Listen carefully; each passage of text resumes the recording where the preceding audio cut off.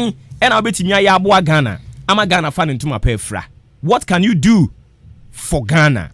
Se wo se ampa Ghana da wakoma so a. E die ben na obetumi aye de aboa man Ghana. E to da bia ne atori mumu. Ye hunu no kura ne akatakate yani. Ye hunu no kura ne yi yani. E die na wo betumi aye de aboa ma Ghana akonanim.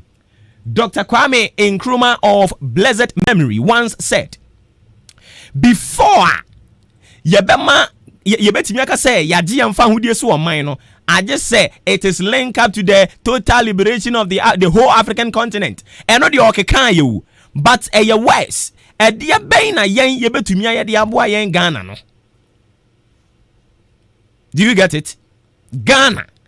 I will say, Ghana, my motherland. I promise on my honor to be faithful and loyal to Ghana, my motherland. You promise it to be faithful and loyal to your motherland, you know. Who say obedience some money our community hono. As some men are catching no. You are just looking at the person, watching the person, and when you partner so yen your pay. But was said yes say. So who are the na say nya adwuma mu a wo no. The person is waiting for the bigger platform or the bigger opportunity before he or she can do something. But what I want to tell you this morning is so simple.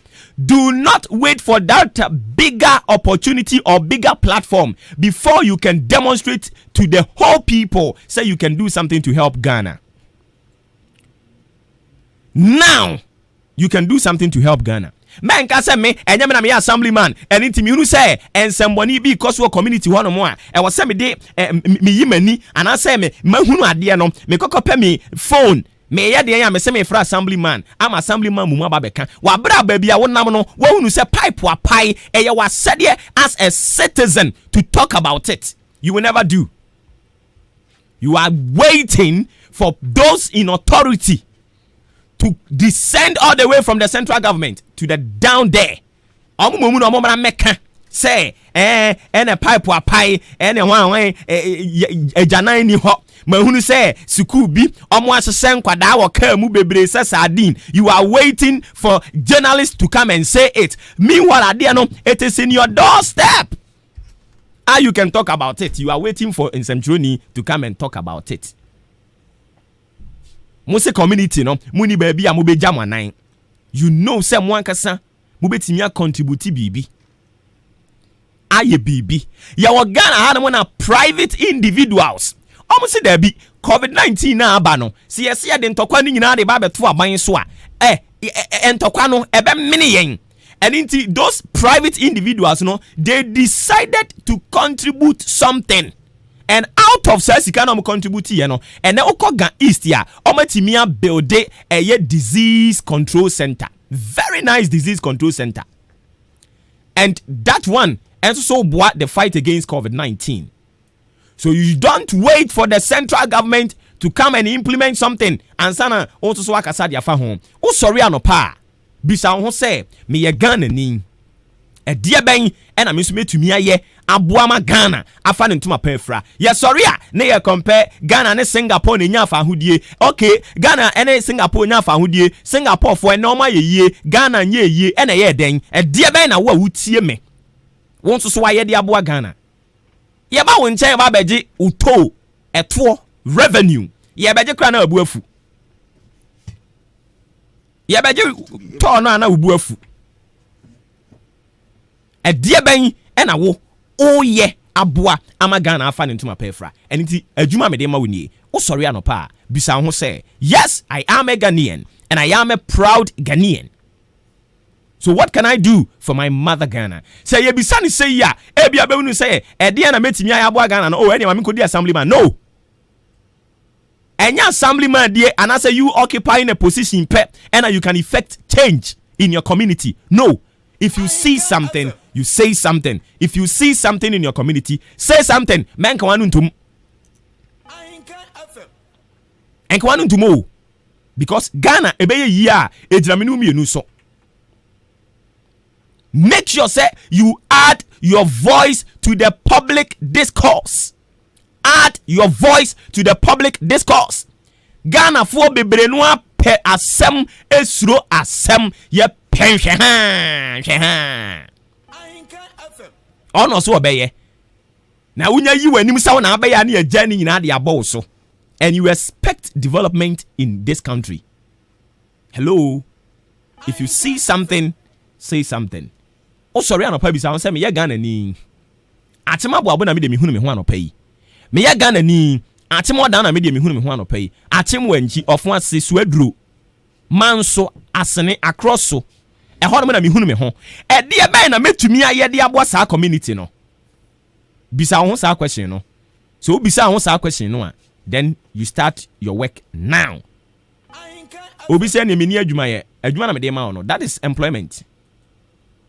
Find something in that community. Wait to me ADWUMA community na konanim and do something about it. Don't wait for Akufo-Addo to appoint you to become a minister before you can do something for the development of this country. No, don't sit down. You can start it now. Eradi shira ye ono momwayen na oma Ghana and yakoma so ene anopai. Nti question ye bisa wo ne say. So we Ghana ni a yate.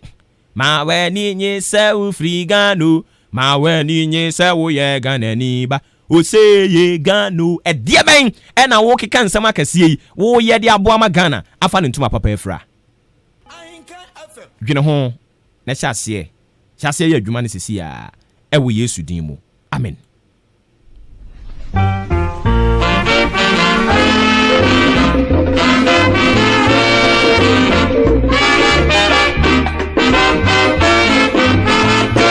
This day will never be forgotten. The 6th of March 1957, when the Gold Coast successfully get their independence officially. Ghana is the name. Ghana, we wish to proclaim. We will be jolly, merry and gay. The 6th of March, Independence Day.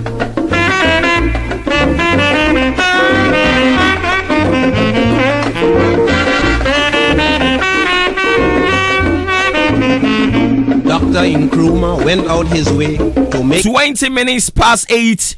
We are still live on Ahenka 93.3 FM to bring us freedom and liberty. Ghana. Anopaye Bisau said, "Yeah, ben, I bet me ayaboa Ghana. What can you do for Ghana? What can you do for Ghana?" Mema Refi said we are still in the month of March, Heritage Month, celebrating Ghana, thinking about Ghana and the progress of the country. What can you do? Oye nsɛmkyerɛ ni ɛdeɛ bɛn na wode wo nsɛmkyerɛ adwuma ne yɛ aboa Ghana. Woyɛ teacher ni ɛdeɛ bɛn na wode wo teacher yɛ ne yɛ aboa Ghana. Woyɛ politician, assemblyman, woyɛ committee member, unit committee member. Ɛdeɛ bɛn na wo nso so woyɛ de aboa ma Ghana afa ne ntoma pɛfra. Wo nso so legacy a wugya de ato hɔ sɛnea wɔtena bi unni hɔ a ɛbɛyɛ nsɛm na hɔ ɛbɛyɛ nsenkaeɛ ɛnɛ yɛn nyinaa yɛ de Kwame Nkrumah ya kan no. Kwame Nkrumah yɛ bibi ɛde boayɛ. Wo a wutie me de na wo nso woyɛ na daakye wunni hɔ a ebebo odin sɛ ampa no ɔyɛ Ghana ni na ABCD ɛna ɔyɛ Mami Theodosia Oko o designed the Ghana flag ɛde ma yɛn ɛne oni hɔ yi. Some group are calling say we should do something monumental for her. Inti sa wonso wuni ho chena ede be ne ede be kai wo to proclaim we will be jolly, merry and gay the 6th of March. 0594841044 0594841044 is the number. Dr. Nkrumah went out his way to make the Gold Coast what it is today. He endeavored continually to bring us freedom and liberty. Ghana is the name. Ghana, we wish to proclaim. We will be jolly, merry and gay. The 6th of March, Independence Day.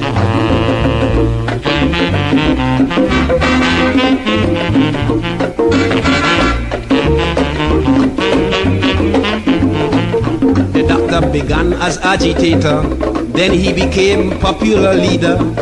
He continued to go further, and now he is Ghana's Prime Minister. Ghana is the name. Ghana, we wish to proclaim.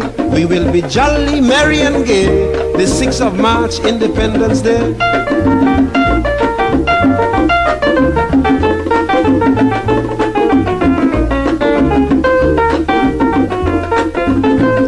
The national flag is a lovely scene with beautiful colors, red, gold and green. and a black star in the center representing the freedom of Africa. Ghana, Ghana is the name. Ghana, we wish to proclaim we will be jolly, merry and gay the 6th of March, Independence Day.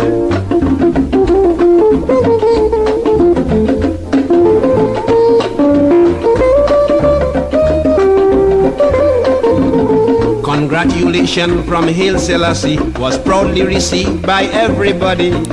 Now we are here to a craft for us near to a general so for government. Ghana says a sanity and I send Yansia far to you see a baby be the abuadia. Any penny inform on what the kind am occupy positions yakasiano. Se moon se obi will be a business ya. A ya moon's suit namonfa at one tatano.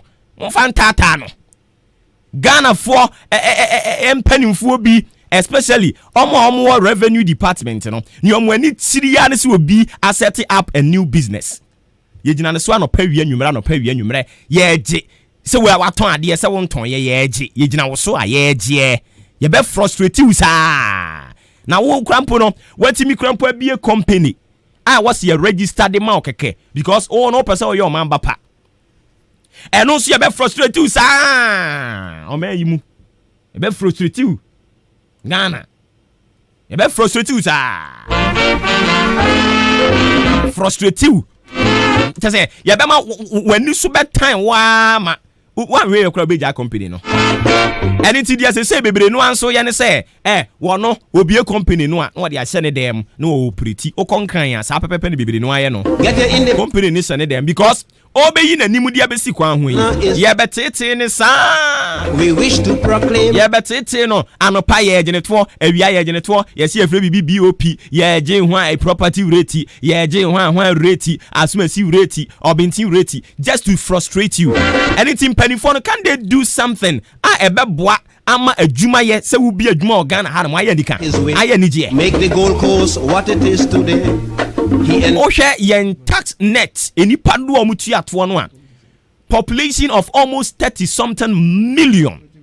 It is only 2 million people and omo ya identify omutu ato and this 2 million people no ya identify omutu ato no omo na ya tete omo atete and it say wo de emfa say ye 30 million po na say 2 million and etua 28 million no djuma be no omudie 28 million people no omo so de na omo ye.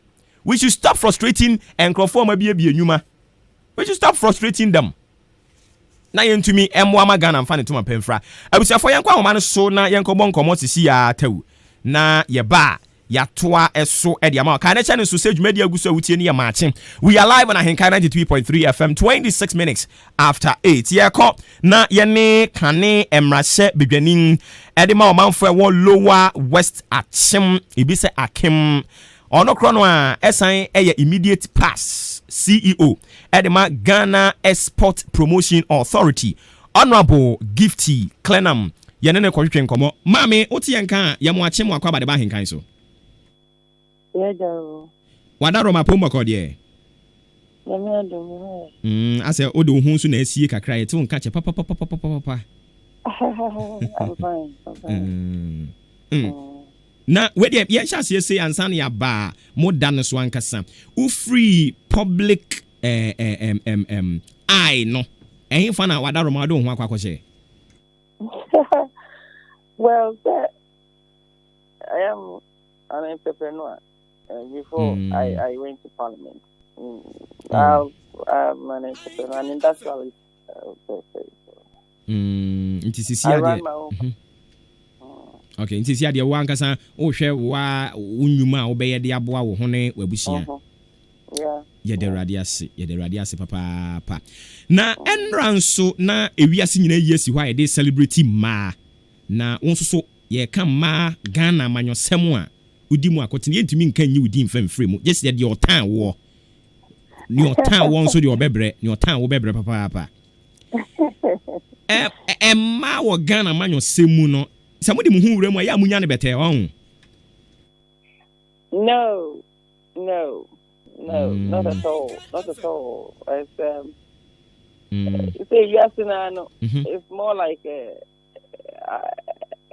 men's world. You see, and to connect. And now we are bouncing us when you get there and you face it as send a memory facing us, you have a problem. You know, that's a problem. But you have to be tougher and tougher and tougher to your job. You know, so, and easy. There's nothing easy out there. But we don't give up. And ye ninkomo wo ye wadwen se opese wo ya amanyosem no edie ben ne ba wutirim because when you say this is the situation at hand yet also you will venture into it edie ben decision na we take in say no. I took the decision somewhere in 1997 after the first national economic dialogue. Former President Rawlings, and I know president at that time under NDC. And after the national economic dialogue, I think that time was just 27 years. And they said they introduced something like the youth in agriculture. And I am an agriculturalist, like I'm always into farming. Okay, so that had acquired land, about 50-acre land at that age to do farming, grow pineapple for export. And we were not getting money. So I went to the conference. And after that, and I was following up to it. Now, the Minister for Agriculture at that time, any way of going about money policies now, suggestive of know how it is going to be implemented in any if this is all it takes to be a politician, I'll go into it. So that was the day I took that decision that I'll go into the politics. Because I felt at that time the private sector was not being taken care of well, and our concerns were not addressed very well. And so I said, okay, so I'll go in there and see what we can also do to lift the image of the private sector. So that was how I entered. Na wada rumo o de wakom apie ye wogidie se obesan kora babiom na empani se bomuchichi free nsu ase beka che so den chemawu a yenye na chine because one na ne te ho wo wura mu dada ebia na oba bi tie yen afi na opese wo wura mu a asembe na beka kire no oba bi opese oya amanyosem wo Ghana ha. Well, the American say it's not an easy rosy area. But asamba ko pepa am pese menka kese ni se hwe ye wo mani bi obi a wedi beye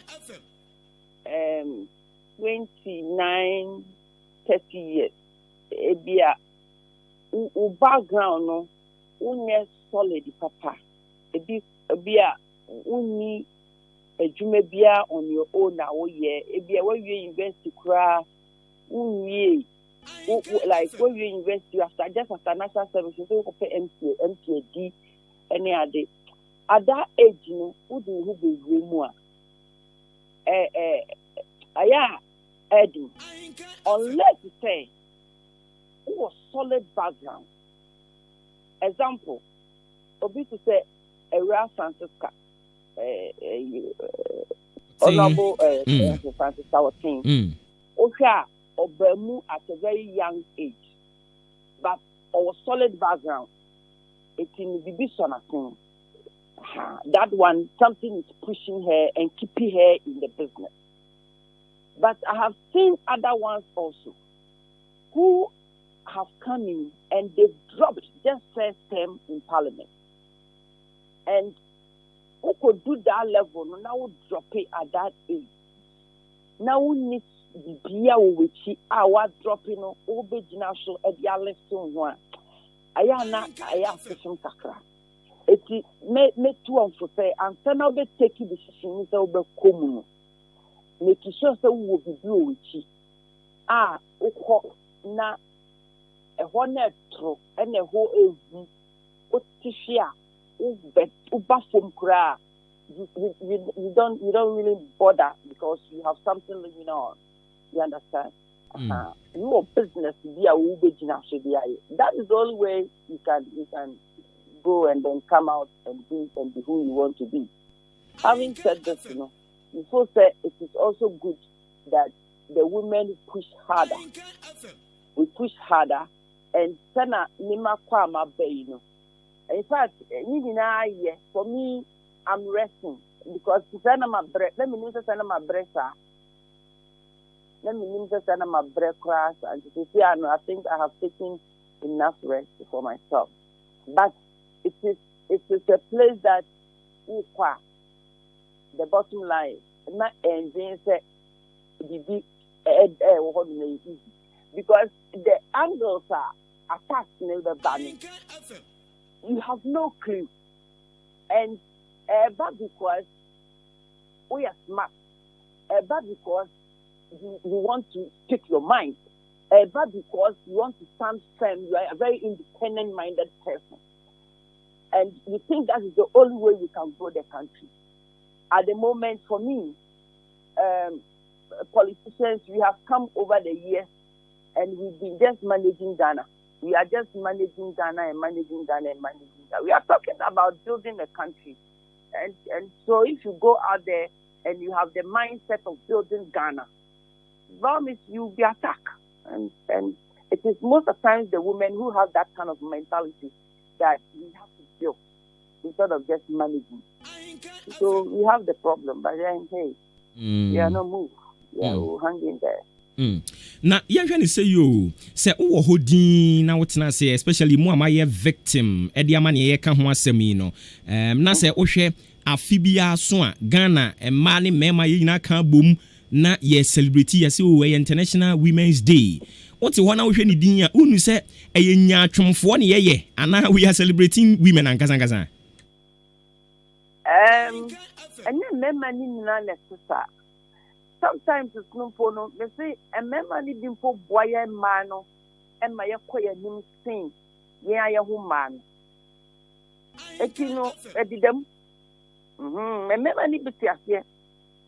Say what you pushing man. A man if you are so no cry and tap your cry. Say what say, me or ba me ma kwa jeno some yonko ba neko. You know. And a ma ya jinu. You see, we are easily convinced by the men to hate ourselves than we the women convincing them to hate and the men money hate the men. But that's what I say. Obama can convince the year say Obama in the year will feel Nina Bushiana ma no Obama Baku echo contest election. No Bansu Umua. There is no way you can get a man will tell them and they some Bible. I mean, they will make sure that you don't get anywhere. Now it's narrowing down to a but honestly speaking, it is not easy for the women out there. It's not easy. Who say it's Nahoa? Because, like I said, and Yema factors are. And my treaty and the way I have been treated this way, yet me can't. If anything, I want thing. But the truth of the matter is, always let Manokweno end with him because no credit do any man.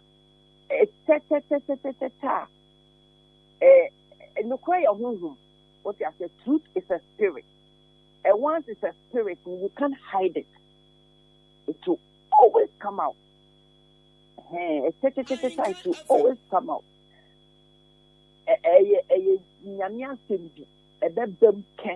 Because that is the truth. That is the truth. Problem. And he said, Afibia so Ghana, you're joining other countries in the world. Now you're celebrity and mano. Who is any quans one? Yes. The women have to be celebrated because the human heading. Okay. I can't remember 1998, 99 or 2002 hobby. Now we export, okay? I have a buyer in Germany. Now I was exporting pineapple and vegetables to them.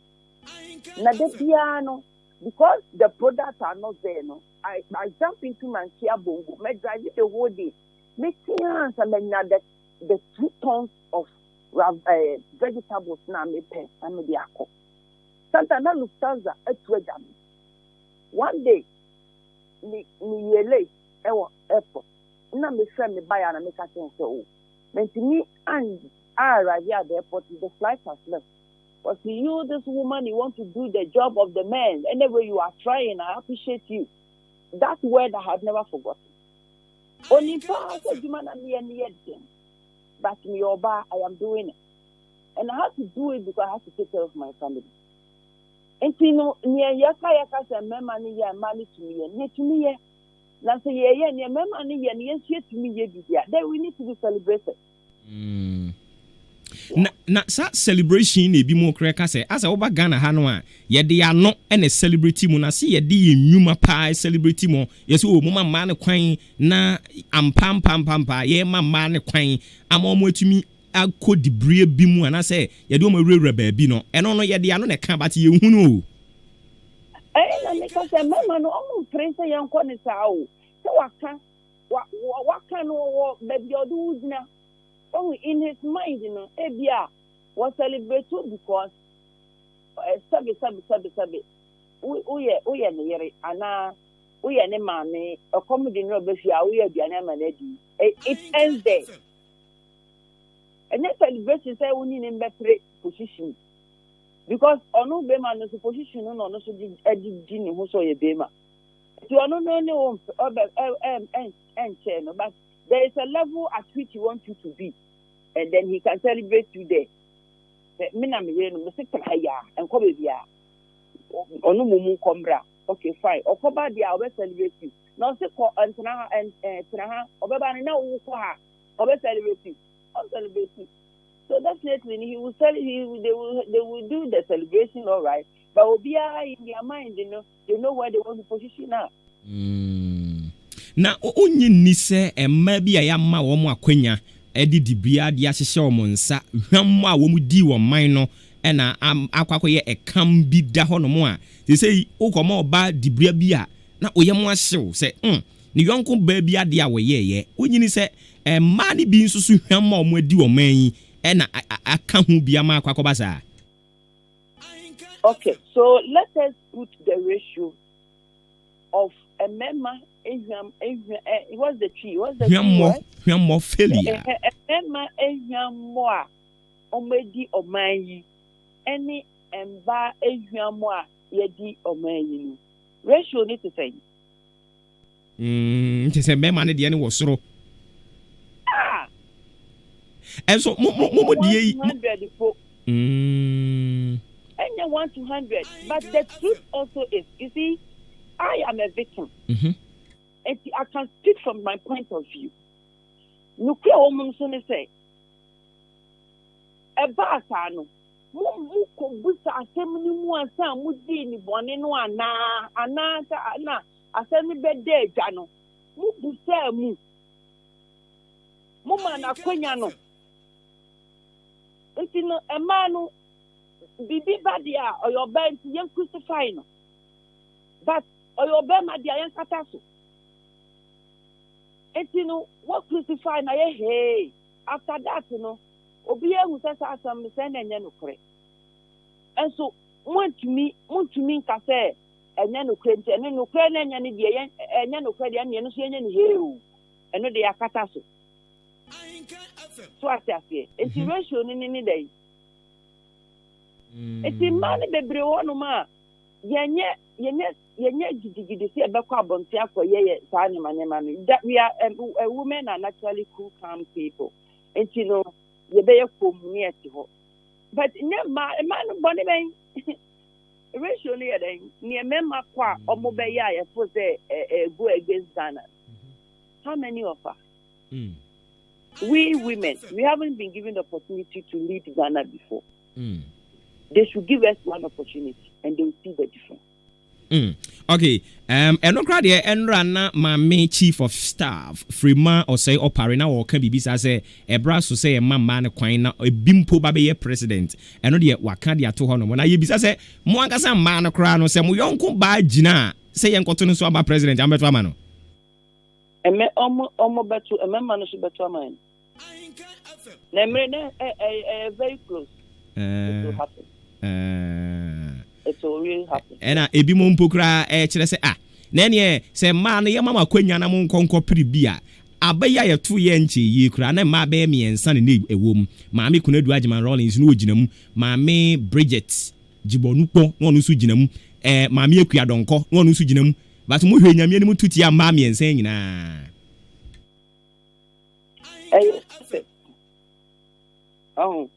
politics is a process. Development of an agenda is a process.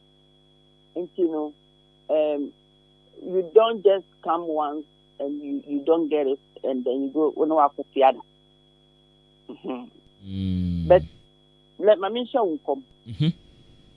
This is a whole bag. Speed a day bag. Yeah? It is the move of God. It is coming strongly. You need to take everybody by storm in this country. Prophetess Honorable Gifty Clenam. Won come je ya record o. Yeah. O kan semo. Okay, before I be jaw akotwa wadwuma eso 64 years on as Ghana yeji yemfa hodie ohwe emoa yaboa ma involvement e wa manyo semu no ureti a wo de Ghana besi hen yabo ye homodin. Well, yeah, yabo ye homodin in a way like we are giving more exposure to women, but we are not giving them more sustainability power. So let me explain it. For instance, and being a politician is not just only parliament, but parliament is actually, if you really want to be a politician, you should go through the system of parliament, and that one there it is important. And to then use parliament as the only institution that can breed a serious politician.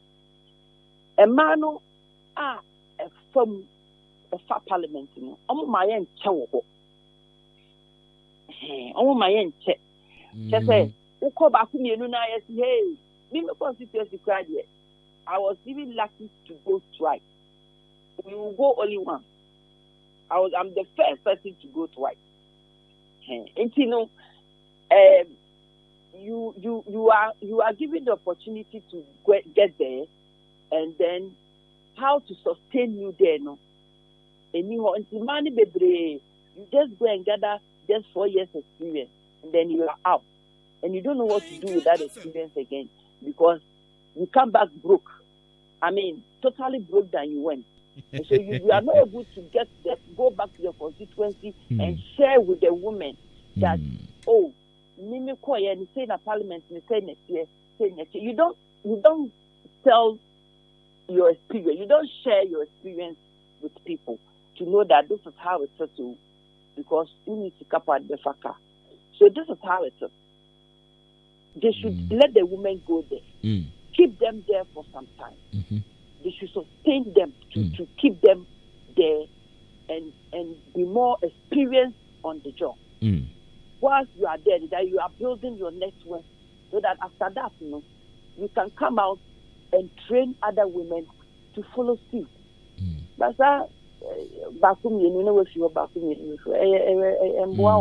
especially when their background is not solid. Me that one I will always say before we are them we are bow before the parliament, making sure that you have a solid background. Okay. Because it's not a place that can promise you heaven. It's not. All right. All right. Indeed, yade yankomoni sini yabepese ube tu man fubium na we no enye mai wa manyosemu nko a oba bia wo tu onfo so omuhunu omhu wodwem so ohunu ne ho office wada roma yentie wafutuo Well, the American say, young man, young you see the higher no asset. And the Obabinya position, Mama and Manny Nan, young boy, now or no, and to me, any year, now, young for some and coho, now to me, and resolve in my end. I quite remember say this policy Samana your former president Mahama a wife a woman or the policy be by say or talk diaper Mama Lodina sanitary pack. I'm a student. It was a brilliant idea in my view. Oh, it was such a brilliant idea in my view because even in Botswana, Ubeko schools those things are available for girls. So Akwala no school na ne ho or force were immediately na dey to me back in Pofuma na onim kra. Onim say okọ class okọ ne headmistress and the headmaster and teacher wa. It is available for them to use. And I think that such things, the women and children should look at it and provide it for the girls in the school as well.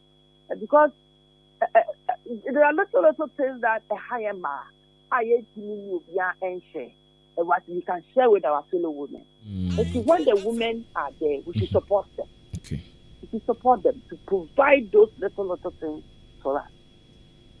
Now, women are a fool, the brave, and crafty, almost yamwa. And if we're a woman leader in the area of the sector, you make sure that you address the women issue direct. Or bad a food, none that or that the anywhere seems none back in the seat. I mean, it is only women who can understand that this thing we have to put the child somewhere. And it is the same thing. Your friend say, Madam Teresa, before every so, Oba Amasama first time. Now had gathered women. Let me catch and say, let me catch and say, these women, this is what they do, but these are their children. We set up a school, and then for the Nkolano. That is where she gave birth to this Mother and Child Foundation. We are always thinking about how the women will grow and come out well. It's a master.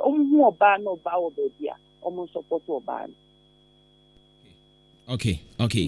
And now, Mame, Sisiano, Obibaka said, what does the future hold for Honorable Gifty Clenam?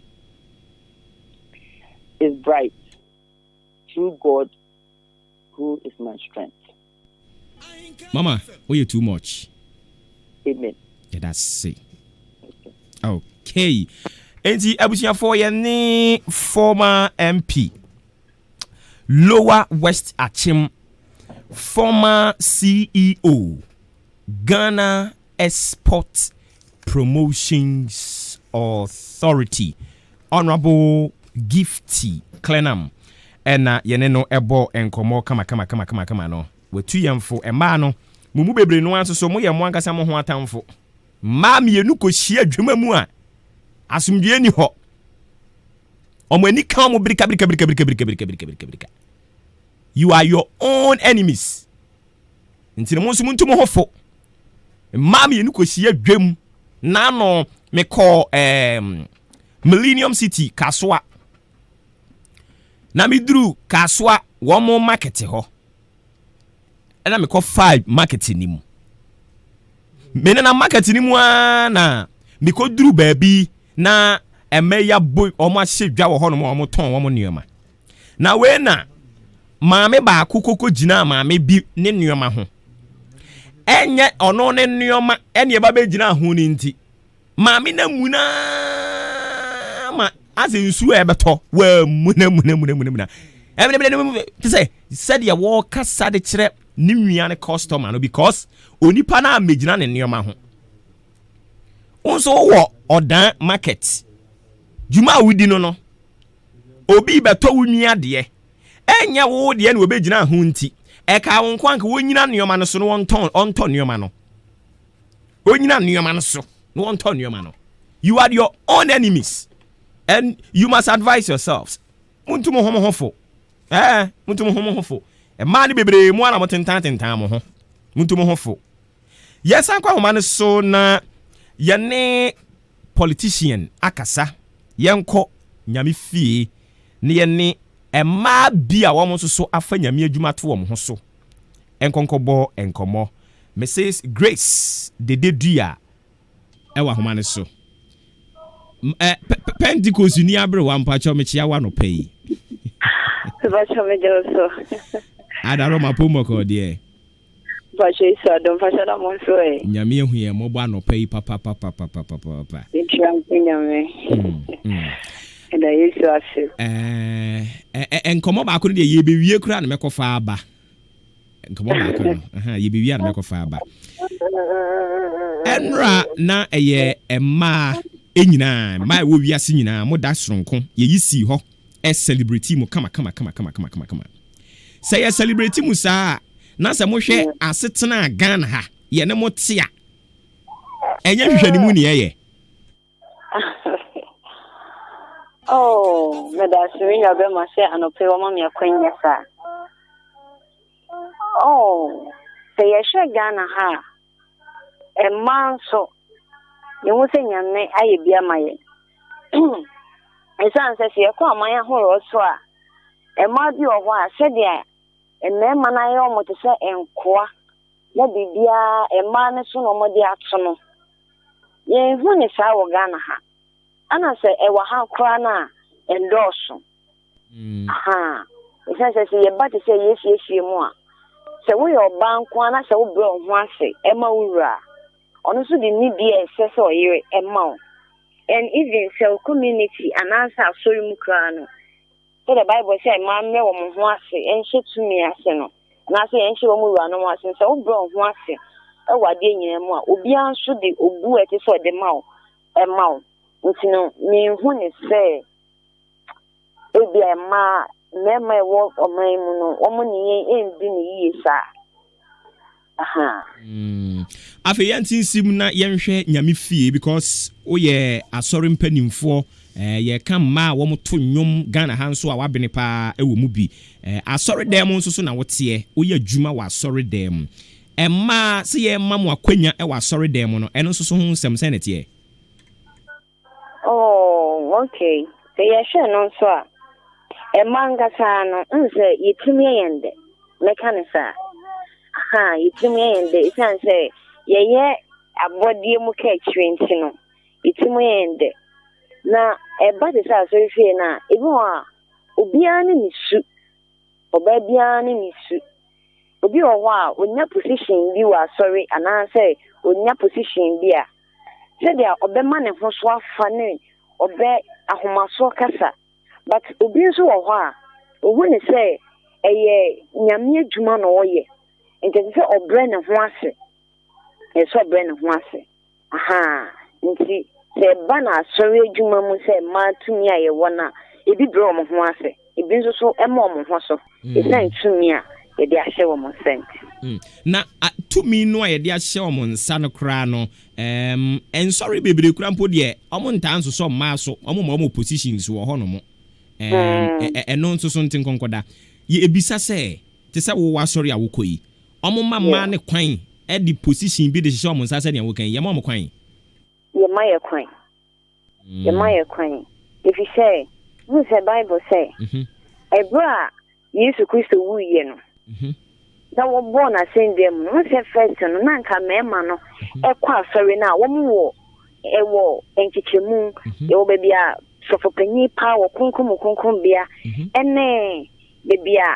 Asori me mani betna and son na captain anka tete ka invitation ewo asori nim and son na emma at next but Bible say eba Jesus Christ wuye na captain ne tie no e bie kwan ma emma nyina emma yenso yenya chefa intina empenifo anaze asori empenifo ne ho say yenso so mo ye botai position bia eno so betimi aboa ama yenso yetimi aboa emana no e pato what I say ama yetimi aboa emana no ama eno so no aboa ama nkyerɛkyerɛ mu because asɛm bi wɔ hɔ a bɛrima ntumi nkyerɛkyerɛ ɔbaa but ɔsɛ wɔte ase o yɛte aseɛ paa nti no te sɛ bia sɛ de yɛwɔ mmakuo mpanyifo ne ɛma mpanyifo a wɔwɔ asɔre no wɔn na wɔbɛkyerɛkyerɛ mmaayewa no a ɛreba no nneɛma bi a ɛte sɛ wɔn yɛ ɛne nea ɛnte sɛ wɔn yɛ ɛna even mpo sɛdeɛ sɛbio wɔn bɛtumi asiesie wɔn ho afa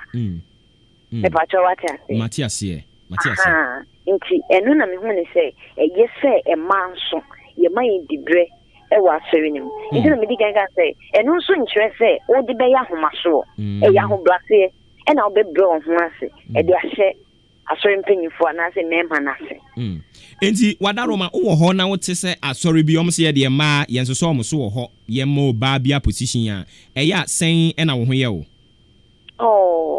mehu ne saa sɛ wɔmaka maa no ahyɛ ɛna saa asɔre no nso sɛ wobɛhwɛ a always biara na mmaa no asɛ wɔn nsɛ dɛ ne ahokeka bi wɔn yɛ timid kakra excuse my words they say like I say wɔn yɛ bɔkɔɔ kakra but ɛbɛ te sɛ asɔre a wɔn ma ɛma akwanya no wɔn nso etimi express wɔn ho kakra no always bia no ɔyɛ hye ɔyɛ hye ɛno kwan po sɛ boa ma ɔbaa no otimi hyia adeɛ ɛfa te sɛ nyame asɛm because onim sɛ ɛnɛ de me kɔ a yɛde mɛto yi sɛ bia ɛnɛ mɛma nyame asɛm anaasɛ ɛnɛ mɛyɛ nkyerɛkyerɛ me ne mmakuo bɛhyia yɛbɛyɛ nkyerɛkyerɛ na me ne ɛnɛ wɔn bɛma me akwanya ma makyerɛkyerɛ nti always bia osua adeɛ ahead bɛpatwa wate ase but sɛ yɛama no position biara na sɛ ebia yɛamfrɛ na de bi ɔkɔ so na sɛ mekora deɛ mekuakuanya adeɛ bɛfrɛ m nti mesua adeɛ no koraa ɛbɛyɛ ɛmmoa me anaasɛ mensua koraa mfa nyɛ hwee but more na woman bibi na ono nso sua ade ma ɔtene bi mpo ohu abayewa bi a ɛwɔ abɔnten ɔkɔ ɔkwan bɔne bi so betimi agina nyame asɛm so tu ne fo okay enti 64 years on Ghana yenya yen fa hodie wohwɛ mu din a wohu ne sɛ ɛma Ghana animu adi ne yie ɛnte saa yes Yamani ye Ghana so near the because he share a buy parliamentary crana. And they might be brio when Yamiadum, or my mom positions. And yes, if you almost sorry, and I said you are the mawum. Woman, you ma pack anyone more demo or more bone, persuasion. And I'm more much me a mom position bisa. Men can't quite you class, and me a mission in persuasion, so yeah, it's your Easter. A ye MP waha. Mammy or say sorry. I don't know, say sorry. It's fine a modern winty. It's fine a modern winty. Ya so as you have to a barman. And to say about to say Ghana, a man so be bomb modern. A man is so no. A moment in your positions. Think a woman home modern. And ka onya. Anna, Nissan to make us say, or mine so any man so in But I am not a say, or quite sorry, them where man were on a time problems. Pa, I no grey. And they send me a Bible cracker. Anna India, the boy I shall see in a crown. Adam, then so show for Munina, ne aging or basso. Or ban a man in etchono. Now so many in a moon, a yamenshi because say a man is anka ebia, na anka enye. And see a basse, mason and my problems, no cre. Okay, before you be jawo na wakokra na ye be pese wo ne ema titiri wo mo pese om ye nyame adwuma because who say ye hwe ye bura history no mu a wa be ye chaplain pen oba chaplain abedidi asofo mu nkakra isi akra bi se nche Pentecost ye be fa wo ho kani osofo na wo so abe osofo maame anisa enche kra enchekra ni na we nyame na enye sa afutuo ben na wo de ma oba a opese oye nyame adwuma me da se e po che afutuo me de ma nyano mo ma a wo pese oye nyame adwuma ne se wonye wo ho otai wom pa otai na wo mu no ebi ne se obi ho kra onyu ko betimi asareti yawo. This is school asema o kasa chaplain asema o ken. Me guy say maybe e dey me be chaplain and at the same time I'm saying principal president. Even some of my executives nangasa esowitia me aha ebinom ne men kasa because of enema bia ehun hia isan sa de no pese yenye ne sei na emmoa no mo so mo mmoa na mo pese enkoso saa no no always bia no ohun yirawo ne say ni ntin e bia nyu bia na no benye adwenpe anase like obi nyu bia na no beye adwenkro na so ni nyina mu so koso egina na uhu se bia wo ye ne ye no kra wo de ko wani mu na ye na mrese mu no nyame nkasa ne bepigawo na wahye wanunyam nti se wo ye oba na se wafa nyame adwuma ato ho so obeya yu yam na de yo ho ye mo ani peka ho asem no se wo nyim se bia wo ye ne ye papa nko a wo de ye na nyame ye tetia ko ebe no betia oka aketia papa ama won ha so witi a wa na wo mo mpese on be ma wa ko ani afi munya ya na nka wo be bia wo na so na akechi nti afutu a me de be ma no nya no ma mo pese on be nya me adwuma ne se o mo nyiro mo ho a na wo mo nye na ebresi nya me be ma ma ketia papa okay nyame shira wo so pa na ansa na wo be ko no ye ma wo happy 2 years anniversary yeah ba awari yes wo no kreni so for mami awari yes wo na mekai yi amuzu nsambia no okeka ebi mo kra kiresian ena ase woni se John Twimpena bi nina ka ho bi nina ka ho bi san se wonim se enye no kre na esa adwuma a wafato nso aso be yemfi eno nso ka o tai ne ho bi but se utimi gina we amfanya semen enne nyame nso hye ye no nyam ntino enye nsem nyina na obedi akire okay nyina na obedi akire wadaro maya na wachia Mr. Daniel Dededua ya no wachia na mame waka che ne se ya o mame ntene nka kakra na mete ne nka che nso bacho meka trend bebre ya mamutiri nkwa entafuo nyina nso be pie menche why amen ya da si bebre obre no ada ja no pay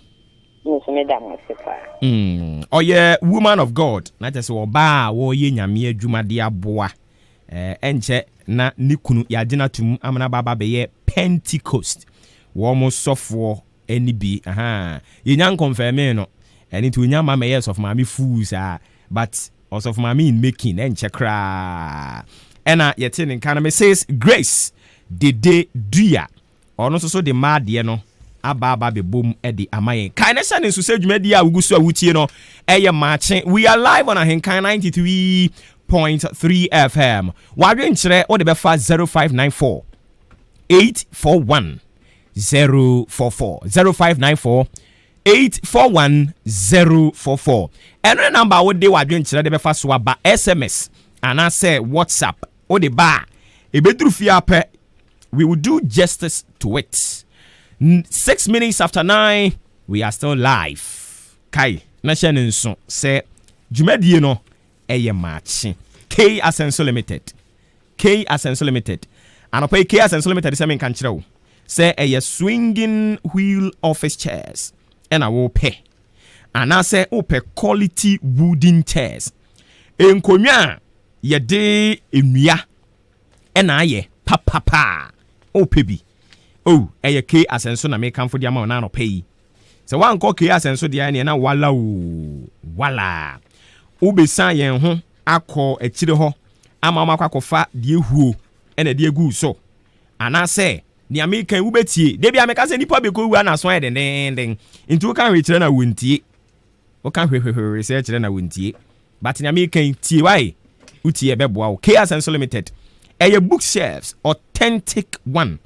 Ena no so wo pe e de adi udwuma eye K Asenso ena omubetumi aboa wo K Asenso de odi yana odi asem Circle Adabraka of Iran Clinic ena yebutu sanso na Kaneshi ye wo Flamingo Road Kaneshi ye wo Flamingo Road enenti ya na wa hye nso sa pepepe e de amame K Asenso Limited osi home of quality office chairs ena book shelves eye K Asenso pe ena wo benya no wa mo telephone ni ma me fama wo 0302257209 0302 257 209 and 0302 919 739 0302 919 739 and on the number wadaroma wobefre K asenso no majo so kama nyame adomo ene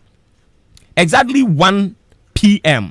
na wasenka no nwotwe ya eno mampani akufu ado okọ man yimra shebedwa fie nanka wode ne Sona 2021 ekokotu edwa sene article 71 ehye no article 67 rather sene ehye no so wonkonkoye no ene nka wokwakoye na no pe na so matwa sensan ye kwa homa no so na ye ne yem papa ahenkan papa political science lecturer Yera Usu Ejaben Kumasi Technical University ho ena wachira na gidie yere ne kobon komo ebisa ne say expectations anything Yera wote yenka ye mo ache mo akwa bawo yenyo mini wadaro mapombo ko nso de nyame adom ene mobo de dia chen na monso e nyame ehu ye nso ye mobo papa we de wadaro mayana wa we hye mama international women's day so de ama henkan for mathematical children. Yeah, that's bebre. Sani article 67 ese Ghana mampanyini bia se yewura fibia mu a wonfa babia mpomponso a wode wo man no akoduro emetu dwa no omampani nyame yadom ene nso osan kwakwakoye bi ene wa be ne nhwe animu se omampani wode betu dwa yo meda wa na mafasa konzachi ya wana 18 nano penyina na maminkan se sedi wo kan na pepepe o man nemra no na show man pen as a said your mind no etibia titie no as a say okọ oba Ghana fo ho nyina na oka edikere na Ghana fo no so na yeyi emra se bejafo a omo so egina ya nenu nti wontimi nko district bia enkeka nemom so onya ko parliament ya omemu had mu bia wo di utina nemu wo no na nya ka kire emra se bejana na sese odi ato Ghana fo nyina eno na ene akwako so a sese di kan ya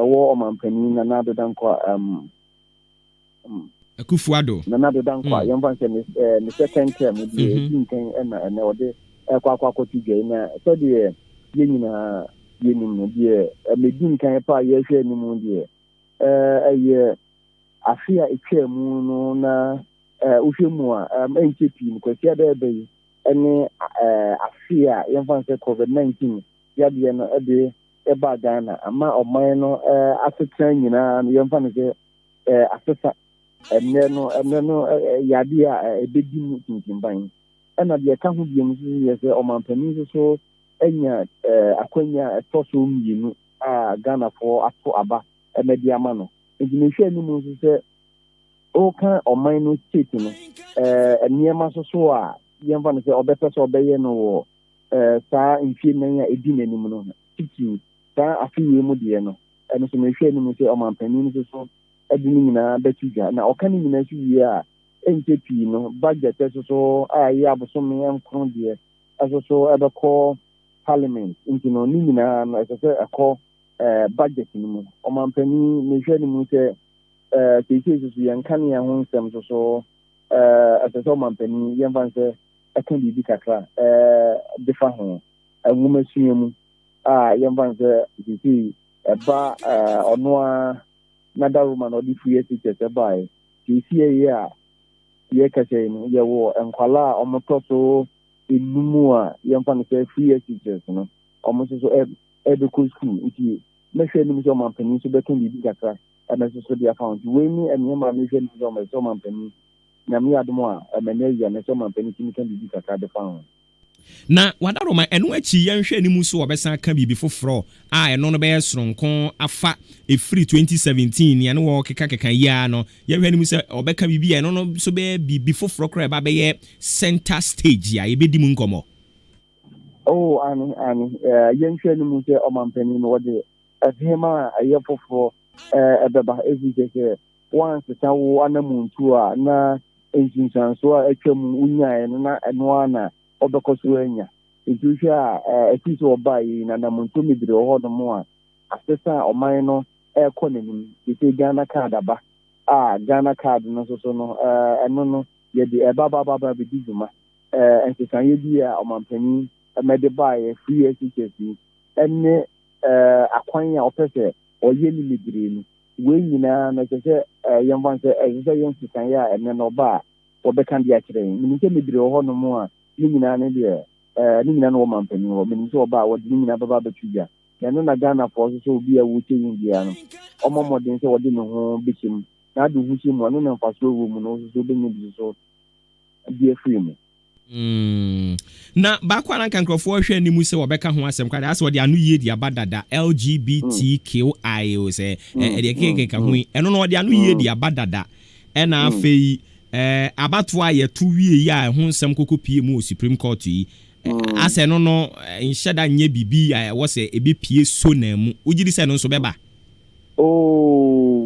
minimse titu yemfa se abato no edie ni ebemu a enye me nwanwa efise minunu yemfa se omampani se efise Supreme Court de ruling no ana judgment no bae no omampani nyina baabi a enka ho asem na ebreso so a wo hwe se yemfa se yeso ni nyina no na the mandate se o yo mampani no na your former president just so a challenge nti se o tibi e de fa no ho a ema no enyo nwanwa na o mampani a minimum die ene minje de ya o the one line di e de fam se yemfa se abato no winner and the free mobile se de be ya e de go on record se state of Ghana no ye to abadi no now no de challenge bi en wona challenge bi kura so by even say Supreme Court no so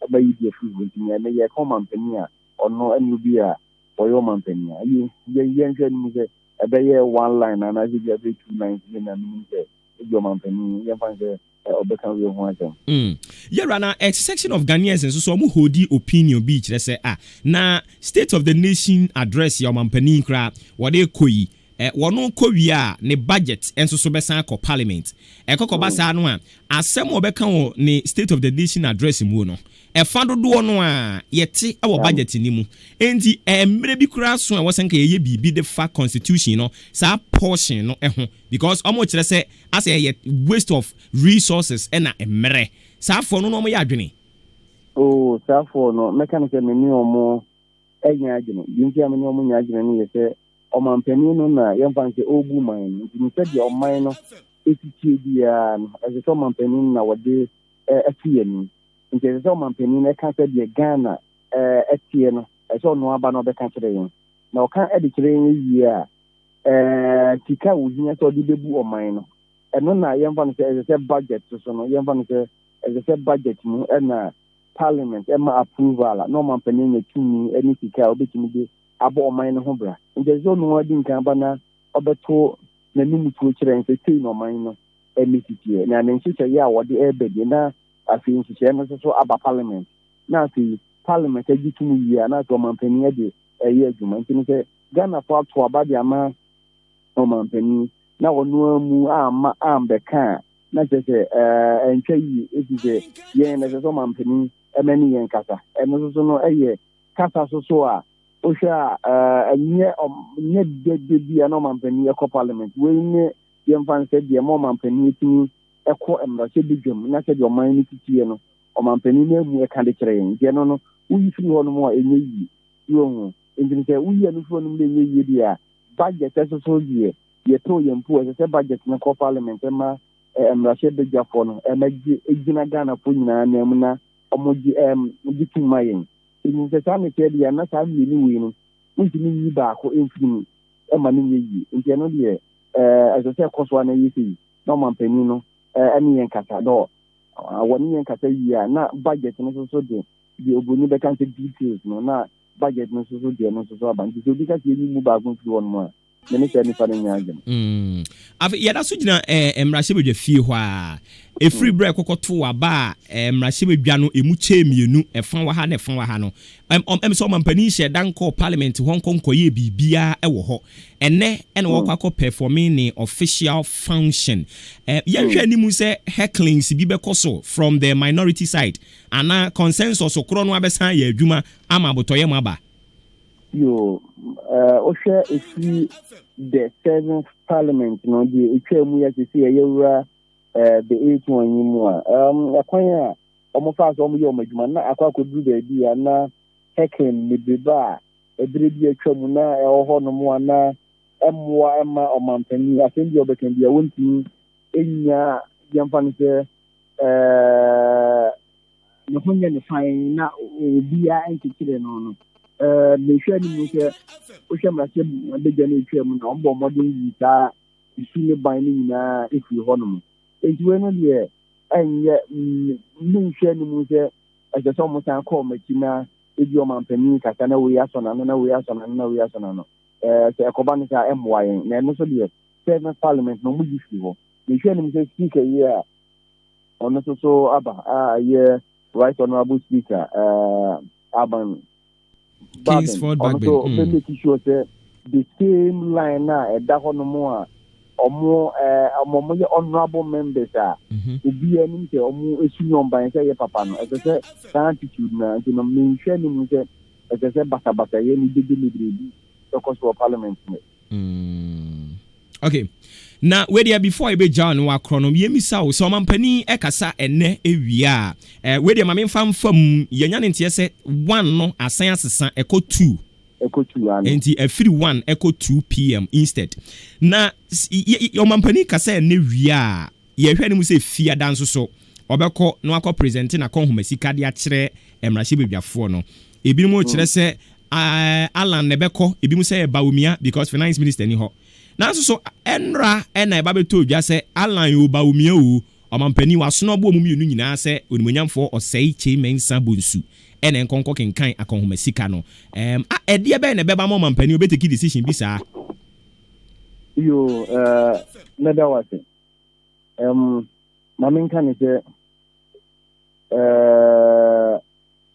o my number no ekan se yamani se vice eso etimi eco parliament na ebra no brand se debate bi eco so no so ebetimi take part na intimi ba presentation na your vice ebetimi aye na se vice eso entimi anya minister bia no eso ebetimi aye na se koye finance bia se unyo bia or financially inclined na se ono no ni se the finance no so electricity anything na koba petrol machine so edin so demo a enkofo ye se anase susien ko se ono na enkononko president nem se 2024 no na yade da ho no mo a ekini die ni hu se den a omampani ontini ensan enyina abato ni bi enti enipa bi ni omudin eba ye vice president ne Alan Samatin omu mi ni nyina so no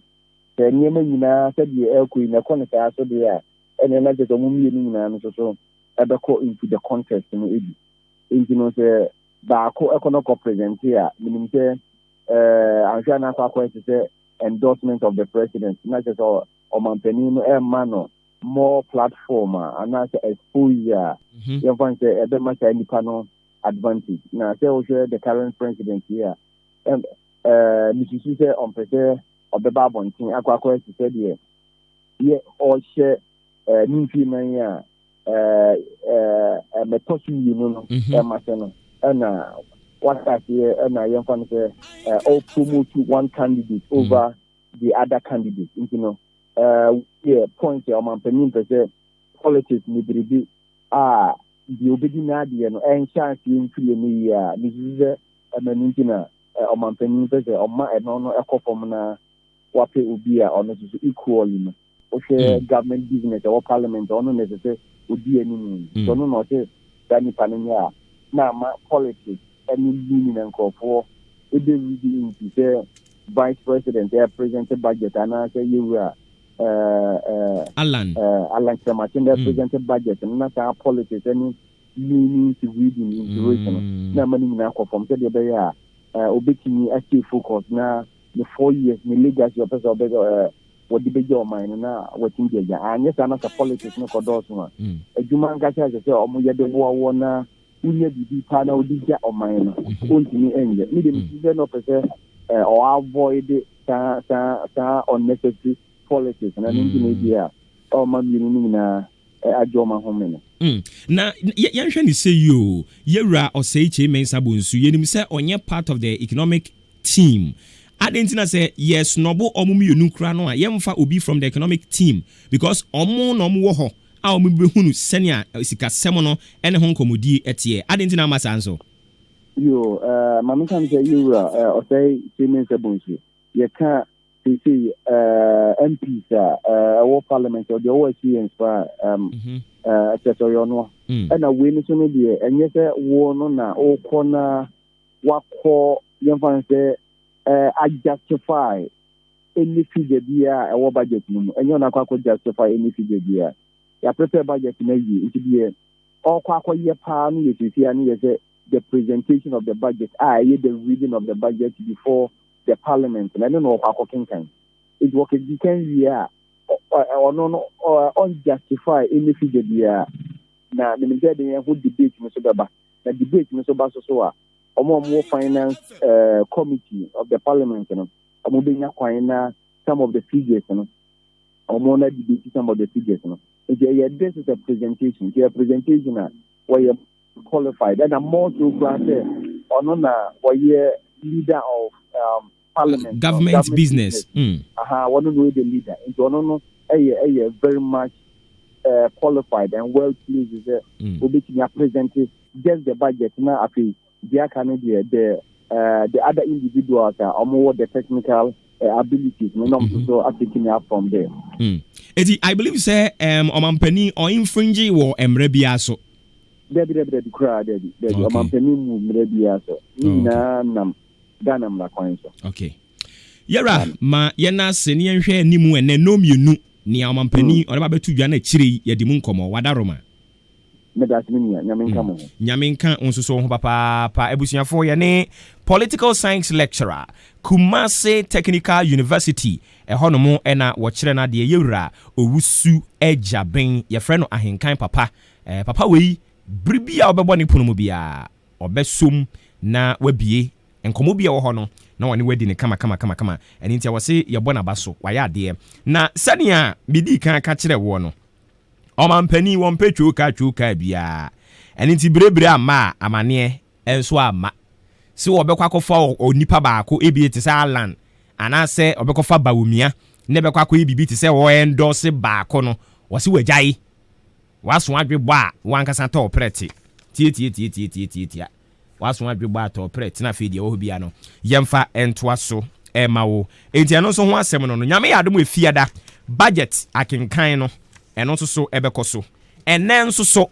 omampanin ebo no mienu a omo yi afri donko no e de ko no mienu ebo no mienu omampanin be ko o memra hye be fie nti ebra no so a e ba be sinkonwa na na ebekoso ho no ye ne mu adimu enkomo e ya no ahye ne so de amame 26 minutes past 9 na je sima no aduonu ensia e na aba pa anopa nonkono ho dwumadi agusu tie no e ye maakye nti egusu a ye ma mo akye na akye manimu no nsem bebre wom eno ne egusu a ye di mu enkomo no production team no ye solid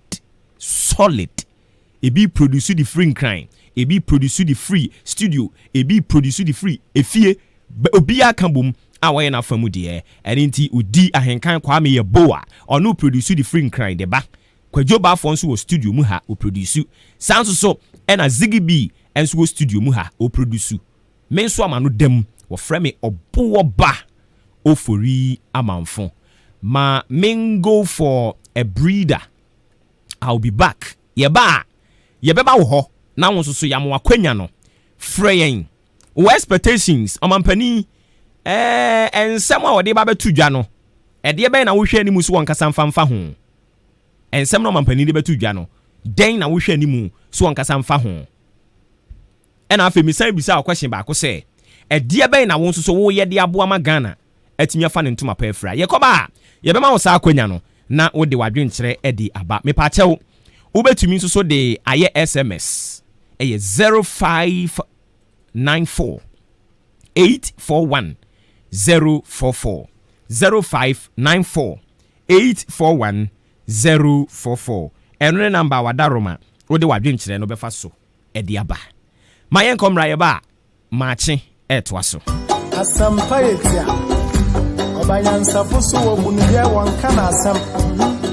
Se mafutu sam kakre wa supreme. Yo kofi oman ya woman. Omani ya memana. Yenyi baby ako wataza ya wareni. Wonsom wanyinyi pa. Nasadipa wofyoye. Ghana adisiye Obuoba Ofori Amanfo Emma Ache Ediba Ahinkai 93.3 FM.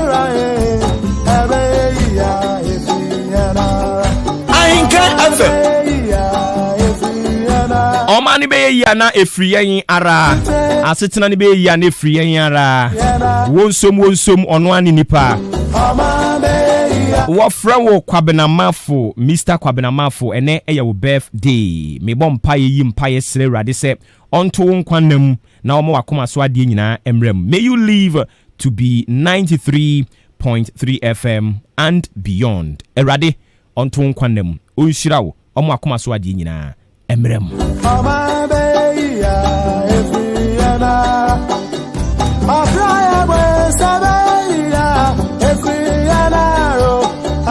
And also to hundreds of thousands of people celebrating their birthday this morning. Happy birthday, Sewa Mihre of GH1. And I also birthday. Go girl. Wishing you all the best in your endeavors.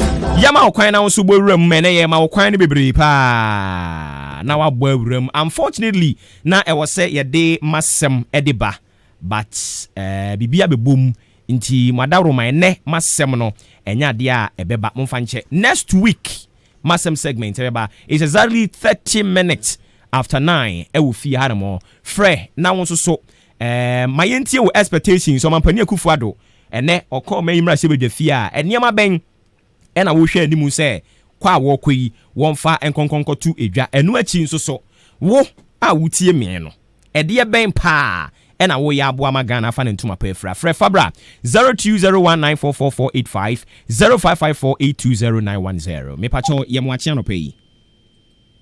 Hello. Unfortunately, one day menka obi nso de na dwenkyerɛ de aba making kind de ama wo WhatsApp wo mo de afa WhatsApp ne making kind de ama wo mo na afei ya to adwumadie ne so.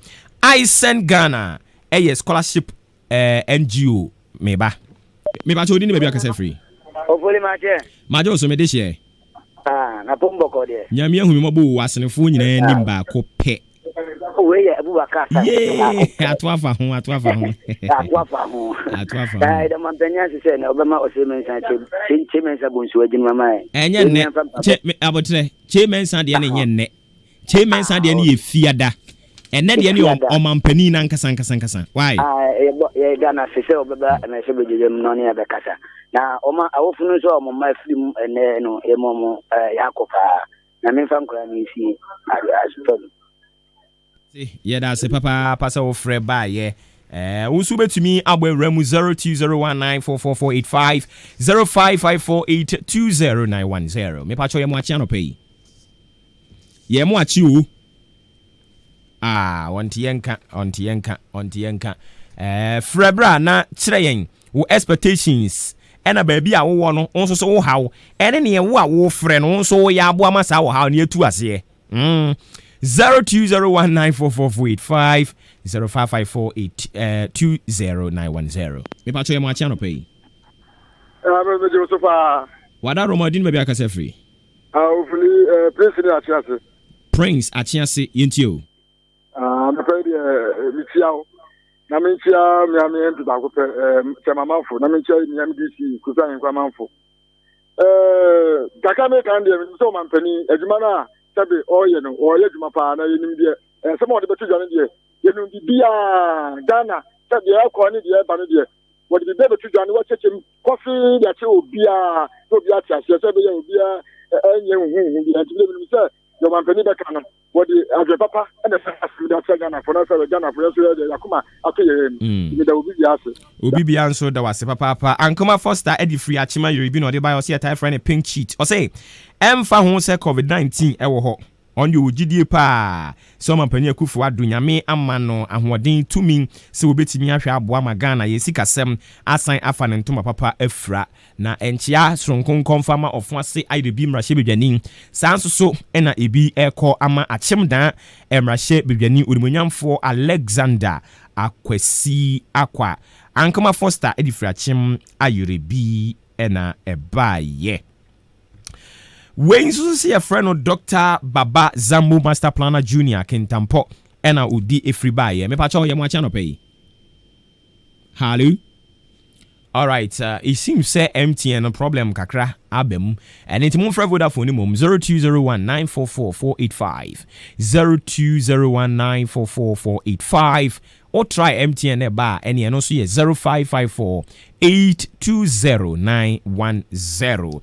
Dr. Baba Zambo Master Planner Junior Kentampo on the free buy or sidien ni o kan say Ghana nyame no krenye o mapani akufuado ukram awade enam kwan tenene ne so eboa na Ghana atimi afa ne ntoma papa efra ene nti ono de ogidie say tumi ayede ahye mapani nsa no obe deliver am obia eho atimi atono na ogidie nso say enne so na no ebesan aye amazing na opese obisa NDC for members ne say omo be work out ana asem ono obisa eno no.